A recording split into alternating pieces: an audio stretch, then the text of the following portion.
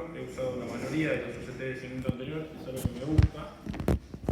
Y la idea es que estos OCT tienen 1300 nanómetros, trabajan a muy alta resolución, tiene una velocidad de escaneo buenísima y tiene un eye tracker. ¿Qué es lo que tiene el eye tracker? Que lo que nos permite es hacer siempre la misma imagen. Lo que se le criticaba a las tomografías es que teníamos al paciente con su fijación y si lo hacíamos hacer de vuelta al mismo estudio le daba diferente y así diferente. Entonces estos eye tracker usan el mismo sistema que usa el OCT, el Spectralis de segmento posterior para evaluar la macro, con lo cual es súper reproducible en el tiempo. Y para seguir un queratocono, esto es para mí un paso superior de lo que era el pentacam y lo que eran el resto de las cosas, en lo que es el eye tracking, o sea, obtener la misma imagen muchas veces. La mayoría de todos los equipos de lo que es OCT acaba de sacar, Pentacam acaba de sacar su OCT del segmento anterior ahora, con lo cual todo se va a volcar hacia OCT. Después vamos a dar la clase de topografía, obviamente, porque la topografía se sigue usando y va a seguir usando en el tiempo, pero las imágenes y la velocidad y la reproducibilidad que tiene esto no lo tiene una topografía. Obviamente, si podemos sentar al paciente en el equipo y hacerle todo eso de topografía, paquimetría, mapa epitelial, biometría y todas las cosas dentro del mismo equipo, más allá de que este sea esta marca, hay un montón de equipos que hacen exactamente lo mismo.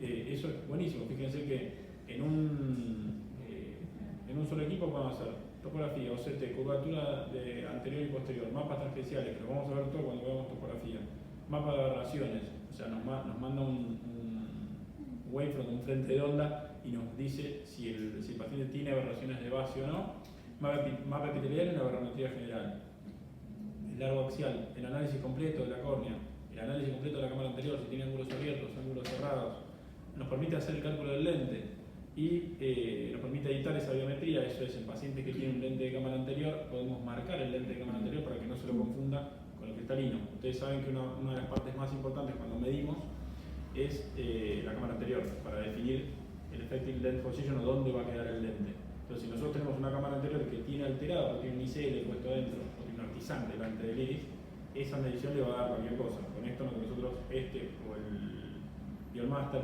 apretamos sobre eso y nos permite nosotros poner el lugar donde está el cristalino y obviar esa lente de cámara anterior que tenemos. Y obviamente todos estos nos permiten tomar un montón de imágenes. Nadie lee el manual de instrucciones de ninguna de estas máquinas. Ese es el principal problema de los oftalmólogos. Nos compramos una de estas máquinas que vale una fortuna y tiene un manual así de grande. Obviamente el manual dice la mayoría de las cosas que hay que hacer y dice la mayoría de las formas que hay que tomar las imágenes. Nosotros apretamos el botón, hacemos foco y casi todas las veces nos sale bien. Bueno, a los que nos gusta un poco no leer los manuales, sino saber qué hace el equipo, podemos obtener imágenes de este tipo de definición. Eso es permitirte ver todo en el segmento anterior. Y para los que hacemos segmento anterior, por ejemplo, además post-FACO, que no sabemos de dónde viene, nos encontramos un tipo con un trasplante. Yo le voy a tratar de meter casos en el medio para que sea un poquito menos pesado, pero este paciente trasplantado hace un montón de tiempo, lo operé de FACO, a los 2 días andaba bien, a los 4 días estaba mal. Obviamente ese edema puede ser un rechazo, puede ser cualquier cosa, porque no se ve atrás de la córnea qué es lo que tiene. Pero cuando vemos ese endotelio que está suelto, obviamente que lo que el paciente tenía, más allá de que es una cosa rara, era que tenía despegado el endotelio de su córnea primera. Fíjense cómo se ve la burbuja de aire, esto es recién posoperado, y esto creo que es la división de la burbuja. Entonces, recién en el posoperatorio ya estaba mucho más pegado ese endotelio, y cuando lo vemos en el tiempo, los que siguen, también van a ver que eso se termina de acomodar. La burbuja la tenemos que dejar, estas son incisiones de venting, no importa tanto para esto, pero nos permite extraer todo el aire que está entre la décima y la cara posterior del estroma, ¿no? Y post inyección tardiva, esto es un par de días después, fíjense cómo cambió completamente ese endotelio, cómo se transparentó la córnea y cómo anduvo mucho mejor. Entonces, además de todo, son cámaras que nos permiten ver en lugares donde nosotros realmente no tenemos transparencia. En trasplantes difíciles, pacientes que de vuelta, no voy a parar en cada uno de los casos, pero por lo menos para que sea divertido les traje casos en sí. Múltiples trasplantes, este era el ojo que yo tenía que trasplantar, este ojo estaba frito. Fíjense que acá adentro uno no sabe si está todo pegoteado, si tiene sinequias o qué es lo que tiene. Cuando uno planifica un CT de segmento anterior, ya te das cuenta que, primero, que el iris estaba acá atrás, segundo, que no tenía sinequias anterior, lo único que yo tenía que hacer era sacarle esa córnea y ponerle otra. Yo le había hecho antes parches de esclera, como ven acá, porque tenía una enfermedad reumatoide importante la paciente y hacía perforaciones, pero el centro no veía cómo estaba y nos permite a estos casos también hacerle trasplantes medianamente seguros. Esto ya es el postoperatorio. Claudio, esto ya es el postoperatorio, donde pudimos hacer un trasplante mucho más, por lo menos estresante, si quiere. ICLs y Volting del segmento anterior. Este paciente estaba puesto con un ICL hace 10 o 15 años, no vino nunca hasta que hizo esta catarata anterior. Entonces, ¿cómo le explicamos al paciente que tenemos que sacar el lente? Y mi amigo está tocando el lente con el cristalino, por eso tiene catarata. Eso es una indicación sí o sí de sacarte ese lente porque cada vez vas a hacer más catarata. Esto nos muestra exactamente los cortes y dónde nosotros hacemos la imagen. Esto es totalmente customizable en la mayoría de las máquinas. Esto quiere decir que acá dice número de scans 15. Si nosotros queremos poner un montón más, ponemos un montón más. Radiales, cuánto hay de distancia de lo que queremos hacer. Si queremos algo central, podemos hacerlo chiquitito. Si queremos algo en limbo o en esclera, podemos extender esas mediciones. Fíjense que acá hay mucho menos scans. Lo único que yo quería determinar era el volting de este lente ICL hipermetrópico. Fíjense que la forma es completamente diferente a la anterior. Y estos ya son ICLs miópicos. Patología del cristalino en sí. Esto es una pared posterior. Nosotros pensábamos, mirábamos al cielo, hacíamos un corte lo más finito que decíamos y decíamos, esto debe ser pared posterior, sin tener ni idea de cómo eso impactaba en la cápsula posterior. Obviamente con este tipo de aparatos nosotros podemos ver la cápsula posterior, no sé si es un video o no. Podemos ver la cápsula posterior, al ver la cápsula posterior sabemos si están o no perforada. Si está perforada la cápsula posterior, lo tratamos de una manera. Si no está perforada esa cápsula posterior y no se ven las microperforaciones que tiene una pared posterior, podemos pactar de poner un lente, por lo menos, que le corrija alguna otra de las cosas, ya sea un tórico o sea algún tipo de multifocal. Fíjense que esta red parecía una pared posterior porque tenía hasta los cositos que siguen detrás, y cuando le hicimos la imagen con el anterior, mostraba que la cápsula posterior estaba perfecta. Lenticonos posteriores, no sé qué video que no, sí, este video. Fíjense que la parte anterior está perfecta y la parte posterior tiene un cono en la parte posterior del cristalino. Un paciente joven que hay que operarlo de catarata porque tiene esto. También uno lo puede, más allá con una historia clínica, puede justificar el por qué le estamos sacando cristalino a una persona de 17 años que tenía ese lenticono posterior, que tenía menos 5, menos 7, menos 18 de refracción y no veía absolutamente nada. Fíjense que cuando hacemos el reflejo rojo es claro, ese diagnóstico clínico del lenticono posterior.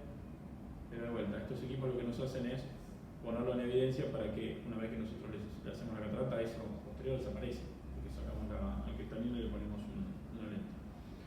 Para esto lo uso un montón, para cataratas traumáticas, pacientes que vienen así. Y nosotros tengan en cuenta que el iris es nuestro limitante, entonces tenemos que lograr dilatar el paciente antes de que se pegotee todo para evaluar cómo estaba esa cápsula posterior. Acá nos muestra que la cápsula anterior y posterior está rota. Acá tiene los puntos de la herida principal que cerramos, pero nos permite, de vuelta, saber y charlar un poco más con el paciente de cómo estaba su ojo y qué planificación tenemos que hacer. De vuelta no me frena mucho, pero lentes que están subluxados, tilteados, esto cambia un montón este tipo de indicación. Fíjense que tenemos los dos lentes luxados. El paciente tiene nada en la córnea de astigmatismo y tiene un menos 3, menos 5 de astigmatismo. Cuando nosotros vemos esto, y bueno, podemos inferir que el lente está medianamente torcido, que no está derecho en su eje, que no está en el medio, pero cuando le hacemos un estudio con este tipo de aparatos, lo que vemos es esto. El lente está completamente torcido, entonces tienen indicación de recambio de lentes, por más de que el lente esté o el ojo esté medianamente transparente. Lóbulos de Salzmann, esto es una patología corneal. Nosotros la vamos a ver acá, esto creo que es el pre-op y este es el post-op. Cuando lo sacamos, esto es un caso de un paciente que iba a operar de catarata. Fíjense que cambió muchísimo la forma de la córnea en ese lugar. Simplemente este es el cambio, de vuelta, entre lo que te hace esto, el cambio que tiene a nivel queratométrico un paciente con esos nódulos, y cuando lo sacamos o arrancamos los nódulos no tiene mucha técnica de sacado más que ir limpiándolos, y a veces tenemos una fresita o algo, lo podemos sacar del todo. Eso hace que el lente que nosotros calculemos como motórico obviamente varía muchísimo más si nosotros tenemos una córnea más regular que si tenemos este tipo de núcleos. Cuerpos extraños y cuánto vamos a sacar ese cuerpo extraño y sin generar ese agujero central que podemos hacer si nos ensañamos con los ratitos de óxido que quedan. A veces no es tan bueno raspar porque no tengo, ahí ustedes lo ven peor que yo, pero llega como hasta 300 micras, acá está 434, que le quisieron sacar el óxido con ganas y bueno, le hicieron un leucoma que no se ve nunca más. Visualizaciones en lugares complejos, acuérdense que dije que veía un poquito detrás de la esclera, entonces al ver un poco detrás de la esclera nos permite ver hasta dónde llegan este tipo de cristalinos que están medio, digamos, que hay que decidir qué hacer, si tienen solo o no tienen solo. Si uno hace ver el paciente para el costado y le encuentra la vuelta, muchas veces podemos ver mucho mejor que con un UVM si el paciente tiene o no solo en ese lugar. Y de vuelta, planificamos diferente la cirugía si la tiene o no la tiene.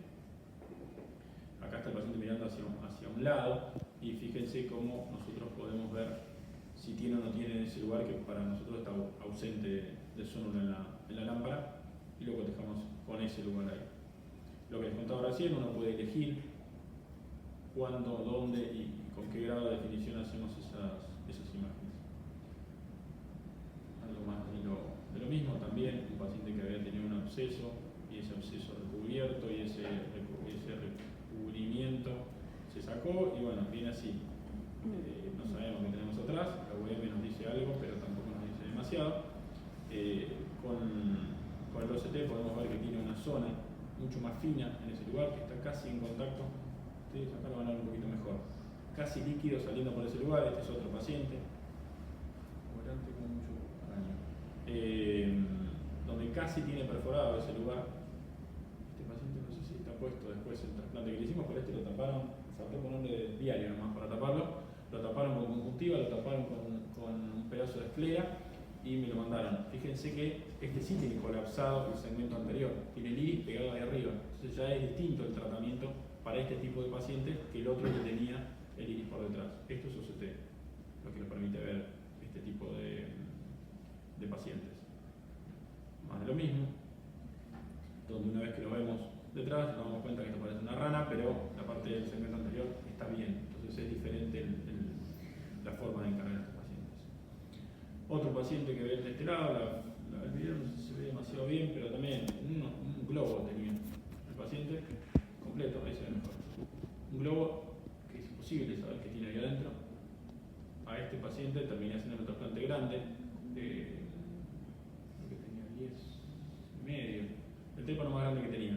Y anduvo bastante bien, todavía lo estamos viendo. Obviamente los trasplantes grandes tienen más chance de rechazo, pero miren cómo llegó. También le había puesto un parche, algo que estaba abierto, entonces al ponerle conjuntiva hizo una especie de ampolla que se mantuvo en el tiempo.